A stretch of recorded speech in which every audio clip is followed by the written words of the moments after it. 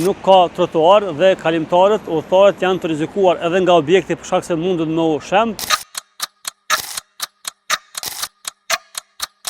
Edhe unë si shumë qytetarë të tjerë që frekuentojmë së bashku në këtë rrugë, ndjehemi të rrezikuar nga objekti në anën e majt, njëkohësisht ndjehemi të rrezikuar edhe nga makinat të cilat janë në anën e djathtë, sepse trotuari tashmë është bllokuar që një kohë të gjatë.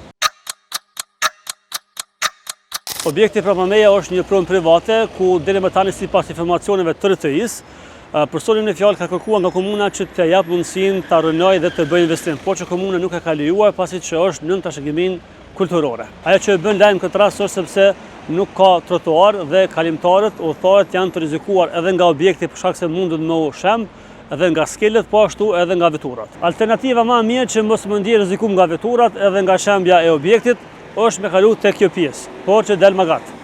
Hajde kas. Hajde kameraman. Hajde bismillah. Do të thonë që këtë kemi amojt, që kjo pjesë i rrezikum edhe peçanit. Edhe me dalë këtina. Hajde bashk.